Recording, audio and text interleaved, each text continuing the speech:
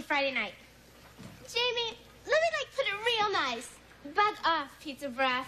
Crazy about me. Well, morning, everyone. Morning. I have got great news.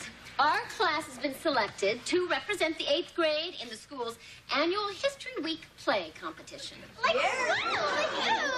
Big deal. Well, it sure is. In each grade, a class is going to do a play about an historical event. And then the best play will be presented in front of the entire school in the auditorium. Awesome! I'll be the star. Well, Debbie, that's up to whoever volunteers to be the producer. I volunteer. It's a big job, Jamie. I mean, the producer has to write the play, cast it, get all the costumes, build the sets. No problem. I got a great production team to do all that work for me. Who? Reggie. Say what? And Vicki. Say what? Well, just to be fair, does anyone else want to volunteer to be the producer? Okay, then. Congratulations, Jamie. All right. Yeah. Well, Vicki, your big brother's now a producer. Big deal, piece of bread.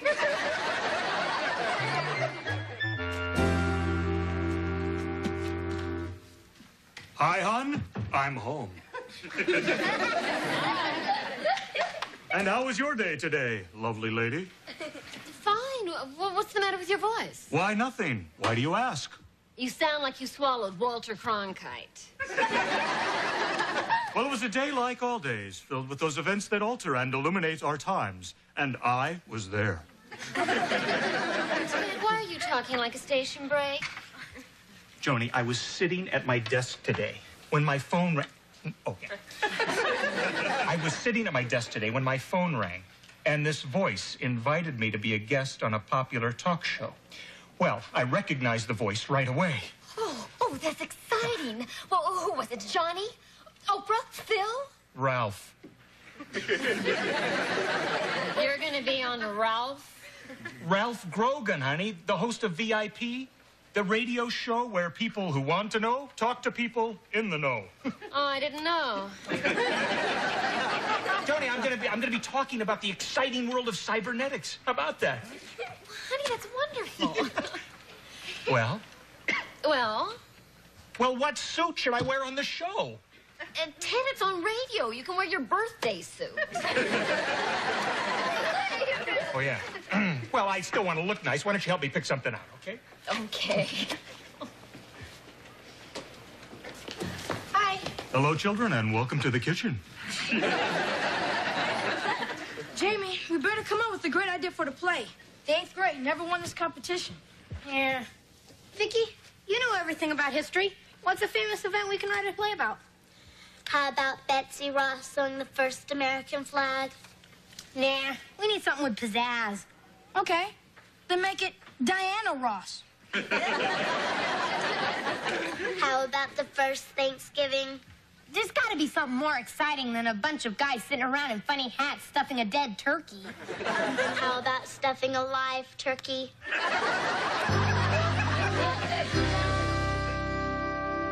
And then at the age of 14, Ralph, my grandfather bought me an erector set, and the rest is history. Ted, I don't think they're going to want to hear your whole life story on your radio interview. Oh, yeah, hon, maybe you're right. But I am a little nervous about tomorrow. I mean, I don't want to sound like a dummy. But why don't you help me practice? Well, sure, how? Well, why don't we pretend this is the radio station, and you can pretend to be Ralph Grogan, and I'll pretend to be Ted Lawson. I mean, but you know what I mean. It's, you know, Yeah. Go ahead. Welcome to the show. It's nice to have you here. Thank you, Ralph. Why don't you tell us a little about the work that you do at United Robotronics? Well, Ralph, I was... Sorry about that. All right. Well, I'm sure that you've heard the phrase, Mr. Lawson, behind every great man is a great woman. Yes? Would you tell us a little something about the great woman in your life? Well, to be honest, Ralph, I'm a self-made man. I did it all myself. Really? Yes, Well, may I make a suggestion, Mr. Lawson? of course.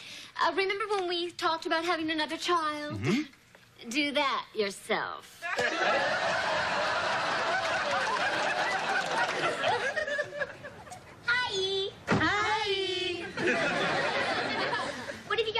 doing?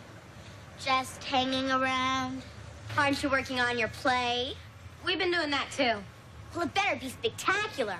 Because I heard the 9th grade's doing the Boston Tea Party. With real tea. Our idea's got that beat by a mile. Well, you're still going to finish second in the competition, guys. Because we 7th graders are going to win with our play. Yeah? What are you gonna do? Napoleon's defeat at Waterloo.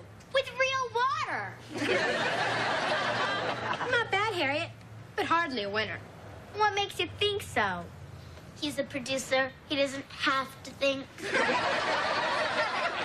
Harriet, I can't tell you what it is, but our idea is so super, so colossal, so stupendous. If you know what it was, you'd faint dead away. I'd be happy to. If you'd revive me with that mouth-to-mouth method. Bye! So, Jamie, what's this colossal, stupendous thing you're talking about? Or are you just describing your mouth? Couldn't let on to Harriet that we didn't have an idea. She'd think we're stupid. She'd be right. Jamie, we better come up with something fast, or the class is gonna kill us. Yeah, and it's got to make the Battle of Waterloo look like a picnic. We need more than a battle. We need a whole war. That's it. We'll do World War II. World War II? It was in all the papers.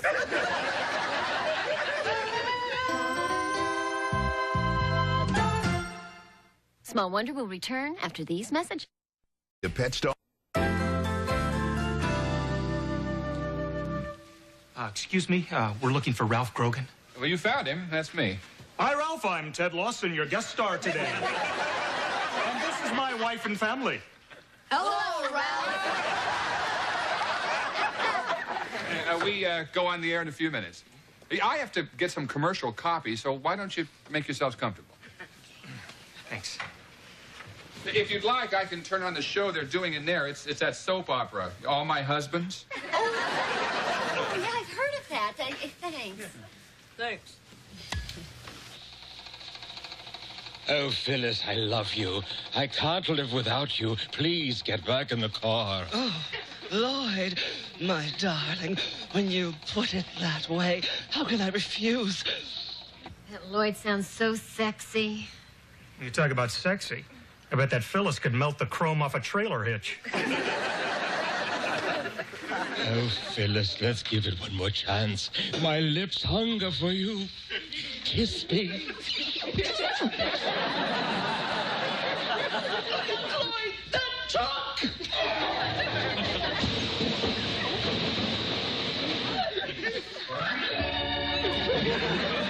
We'll be right back after these words from our sponsor. Hi, I'm all yours. We can wait in the studio if you'd like to watch the end of the episode. Oh, yeah, thanks. Can't wait to see that Lloyd. And Phyllis. Just be real quiet, please.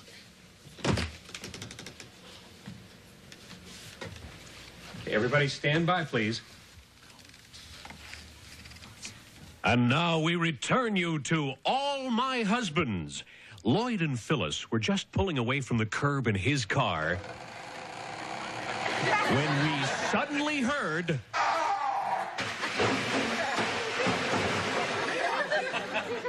Okay, stand back, folks. Here comes the ambulance. Make room, everybody. We're the paramedics. This isn't going to be pretty.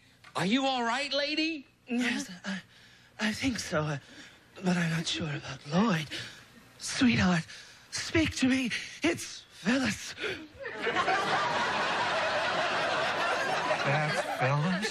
Speak to me, Lloyd. Phyllis, I love you. That's Lloyd? Tune in All My Husbands tomorrow when we'll hear Phyllis say... What was that? Paramedic? Lloyd is dead? Dinner? I'd love to.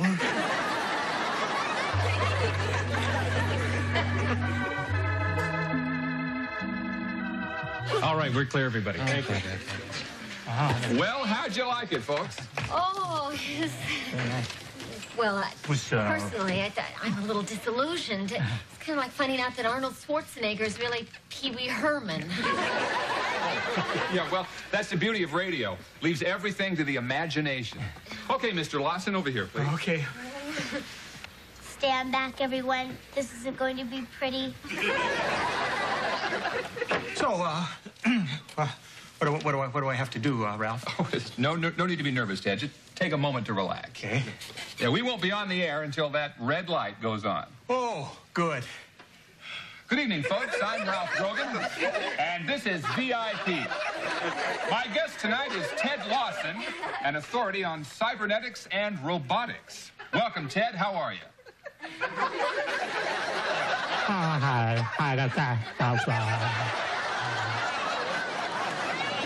Well, Ted, I've heard that by the year 2000, there will be robots in practically every home. Is that true?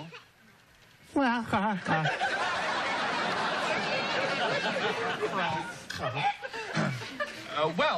me put it this way, Ted. There'll be a lot of robots by the year 2000, right? Well, let's go to the phones. Our number is 555-2999. Here come those calls.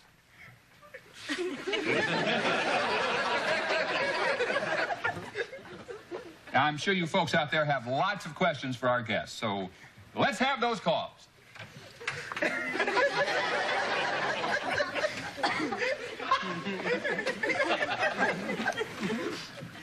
We'll give a free dinner to our first caller.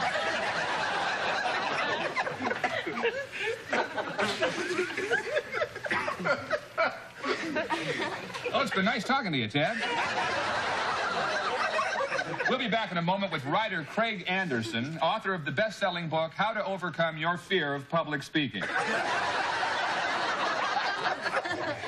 Great interview, Ted. An interesting and provocative question, And I'd like to say that by the year 2000, there will be a robot in every home. Swell.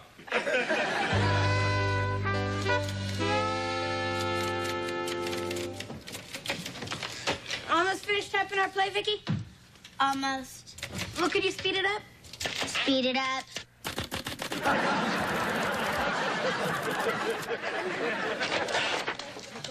It's finished. Wow. That's the first time I ever saw a typewriter burn rubber. Doing World War II was a terrific idea you had, Jamie. Hey, when you got it, you got it. I'll get it.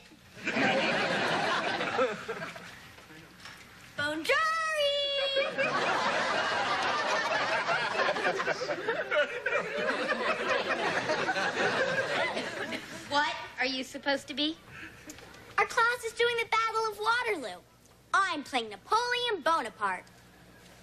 Give me liberty or give me death. Napoleon didn't say that. Patrick Henry did. My father got all the costumes. I can say what I want. Well, could have saved your dad a lot of trouble, because we're going to win that play competition. We're doing World War II. With the original cast. It'll be the most spectacular play ever put on in school history. 100 Japanese dive bombers attacking Pearl Harbor. And 50,000 American troops storming the beach at Normandy. How are you going to do all that in your classroom? You got to be out of your mind. Harriet, it's people like you who are killing the theater. I hate to admit it, but Harriet's right. Our imagination was bigger than our brains. Imagination, the man said, that's the beauty of radio. It leaves everything to the imagination. That's it. Radio. That's how we can do World War II in class with 1,000 Japanese dive bombers if we want. Vicki, you're a genius. Hey, when you got it, you got it.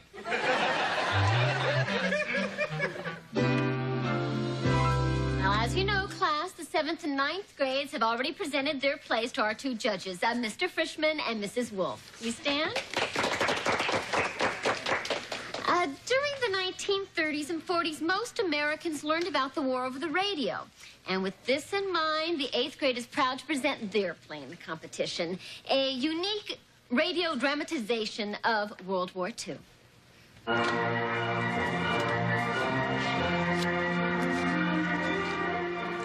In 1939, World War II began when the dreaded German army marched into Poland.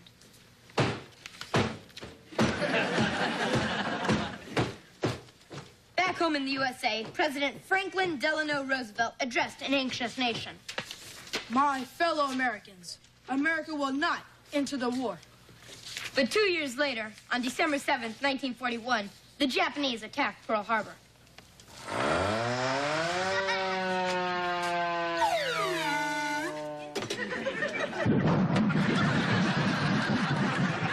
And back in Washington, D.C., President Roosevelt once again addressed an anxious nation.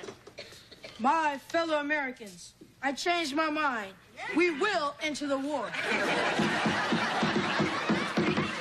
And to the sound of drums, American soldiers marched off to war. As American forces fought their way across the Pacific, the Japanese tried to undermine morale with the propaganda broadcasts of Tokyo Rose.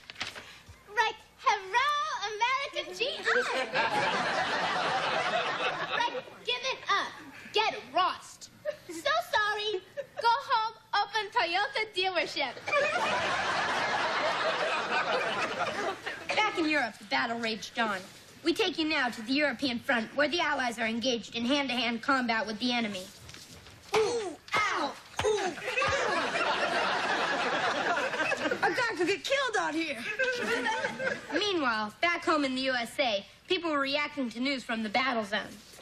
Ew, like, war is gross. And now the war was nearing an end. In North Africa, German troops were defeated by divisions of American tanks.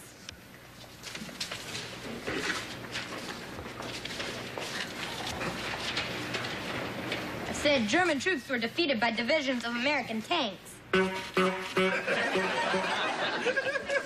Tanks, Vicki, tanks. You're welcome, Jamie, you're welcome.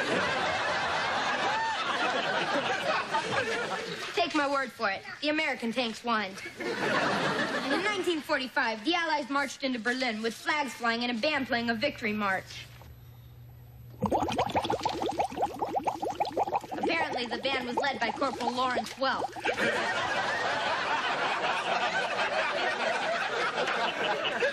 And so the GIs came back to the States by sea. And by air.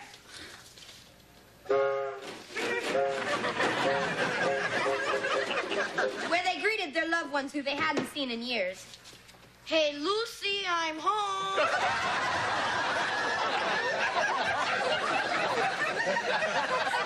And the girls they had left behind greeted them with hugs and kisses. Ooh, ah. Like, now the world is safe for democracy, honey. You can, like, buy me a truck house in the suburbs, and we can, like, start a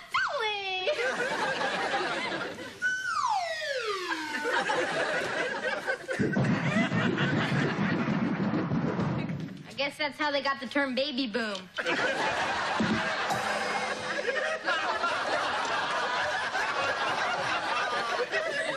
the way it was. From World War II, this is Jamie Lawson saying good night and good luck.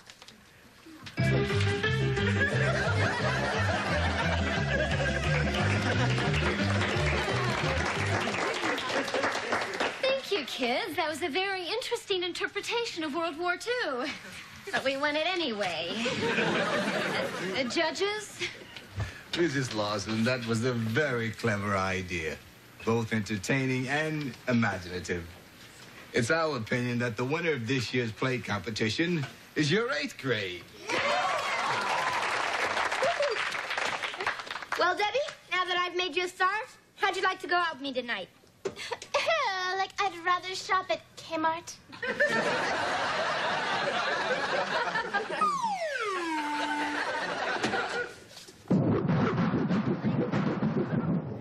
What was that for? You bombed.